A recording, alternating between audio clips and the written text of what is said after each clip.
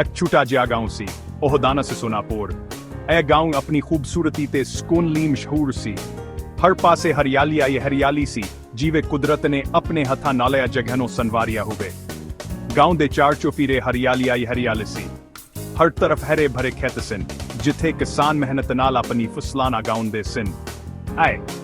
ਖੇਤਾਂ ਸਿਰਫ ਗਾਉਂ ਦੀ ਖੂਬਸੂਰਤੀ ਨੂੰ ਵਧਾਉਂਦੇ ਸਨ, ਬਲਕਿ ਗਾਉਂ ਦੇ ਲੋਕਾਂ ਲਈ ਰੋਜ਼ਗਾਰ ਦਾ ਜ਼ਰੀਆ ਵੀ ਸਨ। ਖੇਤਾਂ ਵਿੱਚ ਹਰੀਆਂ ਫਸਲਾਂ ਲਹਿਲਹਾ ਰਹੀਆਂ ਸਨ।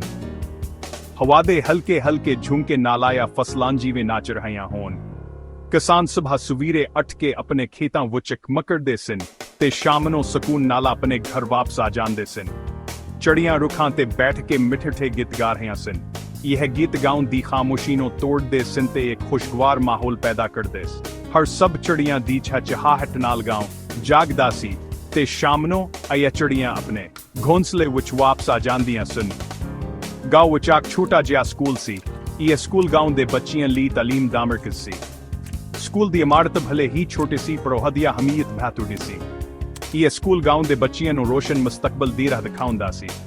ਸਕੂਲ ਵਿੱਚ ਬਹੁਤ ਸਾਰੇ ਬੱਚੇ ਪੜ੍ਹਦੇ ਸਨ। ਉਹਨਾਂ ਦੀਆਂ ਅੱਖਾਂ ਵਿੱਚ ਸੁਪਨੇ ਸਨ ਤੇ ਦਿਲ ਵਿੱਚ ਜੋਸ਼। ਉਸਤਾਦ ਬਹੁਤ ਮਿਹਨਤ ਸਨ, ਜੋ ਬੱਚਿਆਂ ਨੂੰ ਦਿਲ ਲਗੇ ਨਾਲ ਪੜ੍ਹਾਉਂਦੇ ਸਨ। ਸਕੂਲ ਦੀ ਘੰਟੀ ਵੱਜਦੀ ਤੇ ਬੱਚੇ ਖੁਸ਼ ਨਾਲ ਆਪਣੀ ਕਲਾਸ ਚਲੇ ਜਾਂਦੇ ਸਨ। ਉਹ ਸਭ ਬਹੁਤ ਚੰਗੇ ਤੇ ਪਿਆਰ ਮੁਹੱਬਤ ਵਾਲੇ ਸਨ। ਸਕੂਲ ਦੇ ਬਾਅਦ ਬੱਚੇ ਖੇਡਣ ਲਈ ਮੈਦਾਨਾਂ 'ਚ ਜਾਂਦੇ ਸਨ। ਉਹਨਾਂ ਦੀ ਹੰਸੀ ਤੇ ਖੁਸ਼ੀ ਗਾਉਂ ਦੇ ਫਜ਼ਾਂ ਨੂੰ ਔਰ ਵੀ ਖੂਬਸੂਰਤ ਬਣਾ ਦਿੰਦੇ ਸੀ। ਇਹ ਗਾਉਂ ਵਾਕਈ ਇੱਕ ਜੰਨਤ ਸੀ, ਜਿੱਥੇ ਹਰ ਕੋਈ ਖੁਸ਼ ਤੇ ਮੁਤਮਈਨ ਸੀ। ਇਹਨਾਂ ਬੱਚਿਆਂ ਵਿੱਚੋਂ ਤਿੰਨ ਬਿੱਲੀ ਸਨ। ਉਹ ਹਮੇਸ਼ਾ ਇਕੱਠੇ ਰਹਿੰਦੇ ਸਨ, ਸਕੂਲ ਵਿੱਚ ਵੀ ਤੇ ਸਕੂਲ ਤੋਂ ਬਾਹਰ ਵੀ। ਉਹਨਾਂ ਦੀ ਦੋਸਤੀ ਬਹੁਤ ਗਹਿਰੀ ਸੀ। ਇੱਕ ਦਾਨਾ ਸੀ ਅਹਿਮਦ ਬਹੁਤ ਜ਼ਹੀਨ ਤੇ ਮਿਹਨਤੀ ਸੀ।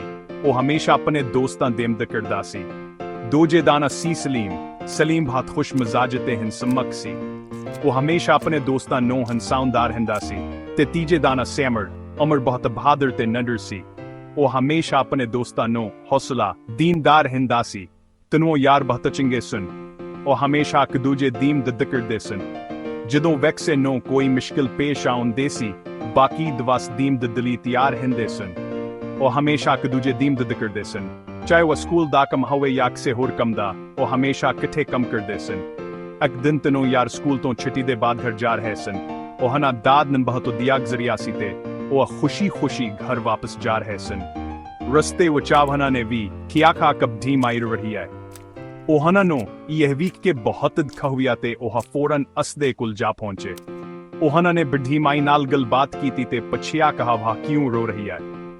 ਬੁੱਢੀ ਮਾਈ ਨੇ ਦੱਸਿਆ ਕਹਾ ਆਪਣੇ ਪੂਤੇ ਨੂੰ ਲੱਭ ਰਹੀ ਹੈ, ਜੋ ਕਈ ਦਿਨ ਤੋਂ ਗੁੰਮ ਹੋਇਆ ਹੈ। ਤਿੰਨੋਂ ਯਾਰਾਂ ਨੇ ਫੈਸਲਾ ਕੀਤਾ ਕਹਾ ਬੁੱਢੀ ਮਾਈ ਦੇ ਮਦਦ ਕਰਨਗੇ ਤੇ ਅਸ ਦਾ ਪੋਤਾ ਲੱਭਾਂਗੇ। ਉਹਨਾਂ ਨੇ ਇਕੱਠੇ ਹੋ ਕੇ ਇੱਕ ਮਨਸੂਬਾ ਬਣਾਇਆ। ਉਹਨਾਂ ਨੇ ਮਹਿਲੇ ਵਿੱਚ ਜਾ ਕੇ ਲੋਕਾਂ ਨਾਲ ਗੱਲਬਾਤ ਕੀਤੀ ਤੇ ਪੁੱਛਿਆ ਕਿ ਕਿਸੇ ਨੇ ਬੁੱਢੀ ਮਾਈ ਦਾ ਪੋਤਾ ਵੇਖਿਆ ਹੈ। ਉਹ ਹਰ ਜਗ੍ਹਾ ਜਾ ਕੇ ਪੁੱਛਦੇ ਰਹੇ। ਆਖਰਕਾਰ ਉਹਨਾਂ ਨੂੰ ਬੁੱਢੀ ਮਾਈ ਦਾ ਪੋਤਾ ਲੱਭ ਗਿਆ।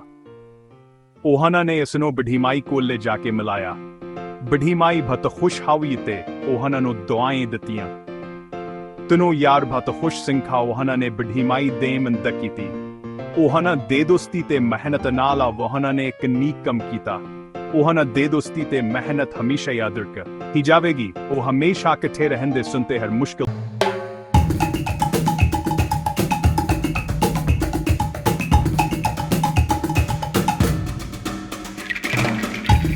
ਦਾ ਸਾਹਮਣਾ ਕਰਦੇ ਸਨ। ਉਹ ਬੁੱਢੀ ਮਾਈ ਬਹੁਤ ਪਰੇਸ਼ਾਨ ਸੀ। ਉਹਦੀ ਬੈਲ ਗਾੜੀ ਦਾ ਪਹੀਆ ਟੁੱਟ ਗਿਆ ਸੀ। ਗਾੜੀ ਤੇ ਲੱਕੜੀਆਂ ਦਾ ਇੱਕ ਬੜਾ ਜਿਹਾ ਗੱਠਾ ਲੱਦਿਆ ਹੋਇਆ ਸੀ। ਬੁੱਢੀ ਮਾਈ ਕੱਲੀ ਸੀ, ਉਹਦਾ ਕੋਈ ਮਦਦਗਾਰ ਨਹੀਂ ਸੀ। ਅਹਿਮਦ, ਸਲੀਮ ਤੇ ਅਮਰ ਬੁੱਢੀ ਮਾਈ ਦੇ ਕੋਲ ਰੁਕ ਗਏ। ਉਹਨਾਂ ਨੇ ਬੁੱਢੀ ਮਾਈ ਤੋਂ ਉਹਦੇ ਰੋਣ ਦਾ ਸਬਬ ਪੁੱਛਿਆ। ਬੁੱਢੀ ਮਾਈ ਨੇ ਆਪਣੀ ਮੁਸ਼ਕਿਲ ਦੱਸੀ। ਉਹ ਬਹੁਤ ਪਰੇਸ਼ਾਨ ਸੀ।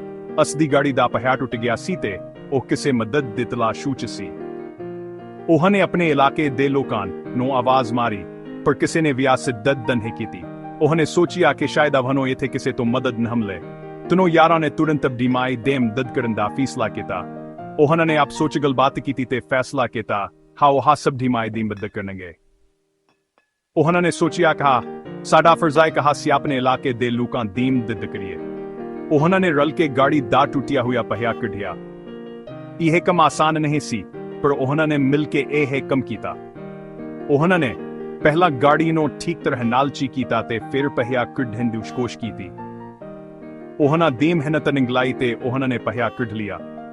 ਫਿਰ ਉਹਨਾਂ ਨੇ ਨੇੜੇ ਆਇਕ ਦੁਕਾਨ ਤੋਂ ਨਿਆ ਪਹਿਆ ਖਰੀਦਿਆ ਤੇ ਗਾੜੀ ਵਿੱਚ ਪਾਇਆ। ਉਹਨਾਂ ਨੇ ਦੁਕਾਨਦਾਰ ਨਾਲ ਕੀਤੀ ਤੇ ਨਹੀਂ ਪਹਿਆ ਖਰੀਦਿਆ। ਉਹਨਾਂ ਨੇ ਨਵਾਂ ਪਹਿਆ ਗਾੜੀ ਵਿੱਚ ਪਾਇਆ ਤੇ ਇਸ ਨੂੰ ਠੀਕ ਤਰ੍ਹਾਂ ਨਾਲ ਫਿੱਟ ਕੀਤਾ। ਉਹਨਾਂ ਦੀ ਮਿਹਨਤ ਤੇ ਲਗਨ ਨਾਲ ਗਾੜੀ ਫਿਰ ਤੋਂ ਚੱਲਣ ਲੱਗੀ। ਬੁੱਢੀ ਮਾਈ ਬਹੁਤ ਖੁਸ਼ ਹੋਈ। ਉਹਨੇ ਆਪਣੇ ਚਿਹਰੇ ਤੇ ਮੁਸਕਰਾਹਟ ਨਾਲ ਆਪਣੀ ਖੁਸ਼ੀ ਦਾ ਇਜ਼ਹਾਰ ਕੀਤਾ। ਉਹਨੇ ਸੋਚਿਆ ਕਹਾ ਹਤਨੋ ਯਾਰਾਸ ਦੇ ਲਈ ਫਰਸ਼ਤੇ ਬੰਕੇ ਆਏ ਨੇ। ਉਹਨੇ ਆਪਣੇ ਦਿਲੋਂ ਚਾਹਨਾ ਦੀ ਬਹੁਤ ਤਾਰੀਫ ਕੀਤੀ। ਉਹਨੇ ਤਨੋ ਯਾਰਾਂ ਦਾਸ਼ਕਰੀ ਹਾਦਾ ਕੀਤਾ। ਉਹਨੇ ਇਨ੍ਹਾਂ ਨੂੰ ਦਾਵਾਂ ਦਿੱਤੀਆਂ ਤੇ ਇਨ੍ਹਾਂ ਆਦੇਮਦਦ ਦਾ ਭਤਸ਼ਕਰ ਗੁਜ਼ਾਰ ਹੋ। ਉਹਨੇ ਕਹਾ ਵ ਕਦੀਵਿਆਂ ਹਾਂ ਦੀਏ ਹਮਦਦ ਦਿਨਹੇ ਭਲ ਸਕਦੀ। ਉਹਨੇ ਇਨ੍ਹਾਂ ਨੂੰ ਆਪਣੇ ਦਿਲੋਂ ਦੁਆਵਾਂ ਦਿੱਤੀਆਂ ਤੇ ਇਨ੍ਹਾਂ ਦਿਲ ਮਬੀ ਅਮਰ ਦਿਦਾ ਕੀਤੀ। ਤਨੋ ਯਾਰਾਂ ਨੇ ਬਿਢੀ ਮਾਈ ਦੀ ਮਦਦ ਕਰਕੇ ਬਹੁਤ ਖੁਸ਼ੀ ਮਹਿਸੂਸ ਕੀਤੀ। ਉਹਨਾਂ ਨੂੰ ਅਹਿਸਾਸ ਹੋਇਆ ਕਿ ਦੂਜਿਆਂ ਦੀ ਮਦਦ ਕਰਨ ਨਾਲ ਕਿਤਨੀ ਖੁਸ਼ੀ ਮਿਲਦੀ ਹੈ। ਉਹਨਾਂ ਨੇ ਬਿਢੀ ਮਾਈ ਨੂੰ ਅਲਵਿਦਾ ਕਹਿਆ ਤੇ ਆਪਣੇ ਘਰ ਵੱਲ ਟੁਰ ਪਏ।